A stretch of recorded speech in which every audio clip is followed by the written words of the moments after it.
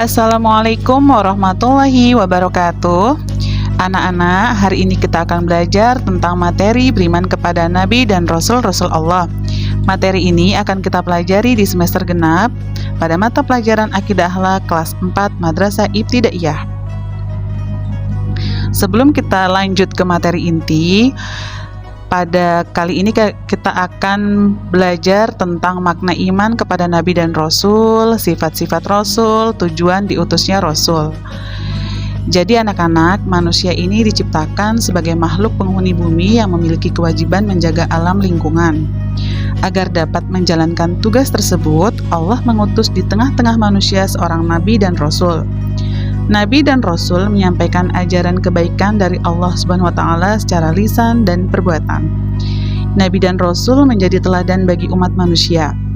Allah Subhanahu wa Ta'ala memberi keistimewaan berupa mukjizat kepada seseorang yang Dia utus menjadi Nabi dan Rasul, sehingga berbeda dengan manusia biasa. Anak-anak, topik pertama dalam materi iman kepada Nabi dan Rasul adalah makna iman kepada Nabi dan Rasul-Rasul Allah. Iman berasal dari bahasa Arab, amana yu'minu imanan, yang artinya percaya.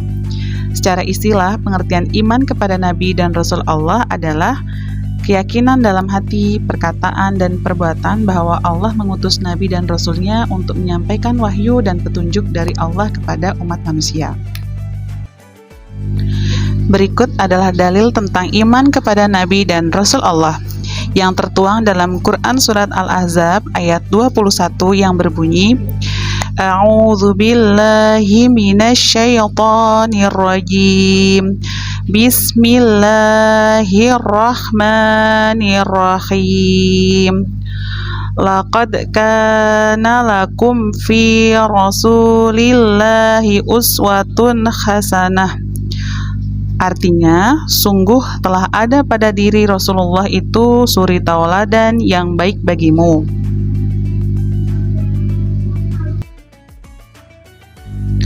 Kewajiban dalam beriman yang dimiliki umat Islam meliputi 6 rukun iman. Salah satunya adalah iman kepada Nabi dan Rasul Allah yang merupakan rukun iman keempat. Nabi adalah seorang laki-laki yang diberi wahyu oleh Allah Subhanahu wa Ta'ala untuk dirinya sendiri, sedangkan Rasul adalah seorang laki-laki yang diberi wahyu untuk dirinya sendiri dan kaumnya.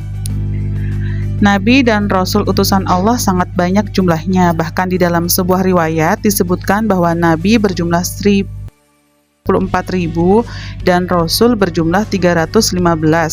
Namun, hanya 25 Nabi dan Rasul yang wajib kita ketahui dan imani oleh Muslim. Adapun nama-nama Nabi dan Rasul yang wajib kita imani sebagai berikut: Nabi Adam, Nabi Idris, Nabi Nuh, Nabi Hud, Nabi Soleh, Nabi Ibrahim, Nabi Lut, Nabi Ismail, Nabi Ishak, Nabi Yakub, Nabi Yusuf, Nabi Ayub, Nabi Syuaib, Nabi Musa, Nabi Harun, Nabi Zulkifli, Nabi Daud, Nabi Sulaiman, Nabi Ilyas, Nabi Ilyasa, Nabi Yunus, Nabi Zakaria, Nabi Yahya, Nabi Isa, dan yang terakhir sebagai penutup para nabi adalah Nabi Muhammad SAW. Topik selanjutnya kita akan membahas tentang sifat-sifat Nabi dan Rasul Allah. Sifat-sifat Nabi dan Rasul Allah dibagi menjadi 3, yaitu sifat wajib, sifat mustahil, dan sifat jaiz. Yang pertama kita akan membahas tentang sifat wajib Nabi dan Rasul. Sifat wajib adalah sifat yang harus ada dan pasti dimiliki oleh Nabi dan Rasul. Yang pertama adalah sifat siddiq, yang artinya jujur. Seorang Nabi tidak mungkin berbohong. Beliau pasti selalu bersikap jujur, baik dalam perbuatan maupun perkataan. Yang kedua adalah sifat tabligh, yang artinya menyampaikan. Seorang Rasul selalu menyampaikan wahyu dan risalah dari Allah Subhanahu wa Ta'ala kepada umatnya. Tidak ada satupun ayat yang disembunyikan Nabi Muhammad dan tidak disampaikan kepada umatnya. Yang ketiga adalah amanah, yang artinya dapat dipercaya. Nabi dan Rasul senantiasa menjalankan tugas kenabian sesuai perintah Allah.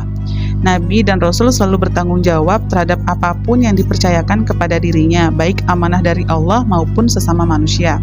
Yang keempat artinya fatonah, yaitu cerdas atau pintar. Nabi dan Rasul seorang manusia pilihan Allah. Para Rasul memiliki kecerdasan dalam menjalankan amanah, tugas, dan tanggung jawab. Yang kedua, sifat mustahil Nabi dan Rasul. Sifat mustahil adalah sifat yang tidak mungkin ada dan dimiliki oleh Nabi dan Rasul. Sifat mustahil merupakan lawan dari sifat wajib bagi Nabi dan Rasul. Berikut adalah sifat-sifat mustahil Nabi dan Rasul. Yang pertama, kizib, artinya bohong atau dusta. Nabi dan Rasul tidak mungkin berdusta karena mereka memiliki sifat sidik. Yang kedua, kitman, artinya menyembunyikan. Mustahil Rasul menyembunyikan wahyu karena tugas Rasul adalah menyampaikannya. Lawan dari sifat kitman adalah tablik. Yang ketiga, khianat, artinya tidak dapat dipercaya. Nabi dan Rasul harus dapat dipercaya sehingga mustahil jika bersifat khianat. Lawan dari sifat khianat adalah amanah. Yang keempat, baladah, artinya bodoh. Nabi dan Rasul merupakan manusia pilihan Allah dengan kecerdasan yang tinggi, sehingga mustahil memiliki sifat baladah. Lawan dari sifat baladah adalah fatonah, yang artinya cerdas.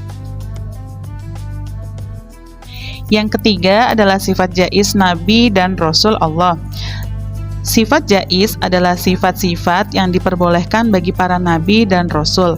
Maksudnya, kebolehan berupa sifat-sifat manusiawi seperti yang dimiliki manusia pada umumnya, sepanjang tidak mengurangi martabat kerasulannya. Misalnya, seorang nabi bisa lapar, haus, mengantuk, senang, sedih, dan marah. Nah, anak-anak, tujuan diutusnya Nabi dan Rasul adalah yang pertama, menyampaikan wahyu Allah. Yang kedua, membimbing manusia ke jalan yang lurus. Yang ketiga, memberikan kabar gembira dan peringatan. Yang keempat, menjadi teladan bagi umat. Yang kelima, menyempurnakan akhlak manusia. Dan yang keenam, menegakkan keadilan di muka bumi ini. Anak-anak, berikut ini adalah hikmah dari beriman kepada Nabi dan Rasul Allah. Yang pertama adalah kita bisa meneladani akhlak mulia dari para Nabi dan Rasul. Yang kedua, kita bisa memperkuat keimanan kita kepada Allah Subhanahu wa Ta'ala sebagai pencipta kita. Yang ketiga, kita bisa membentuk kepribadian yang baik seperti Nabi dan Rasul. Serta yang keempat, kita bisa mendapatkan kebahagiaan di dunia dan di akhirat. Oke anak-anak, kita sudah sampai di ujung materi. Mari kita terus berusaha menjadi pribadi yang lebih baik dengan mengikuti jejak para Rasul Allah. Allah berfirman dalam Quran Surat At-Taubah ayat 119 yang berbunyi, Ya ayyuhalladzina amanu taqullaha wa kunu ma'as shadiqin. Artinya, wahai orang-orang yang beriman, bertakwalah kepada Allah dan tetaplah bersama orang-orang yang benar. Ibu akhiri pertemuan pada hari ini. Wassalamualaikum warahmatullahi wabarakatuh.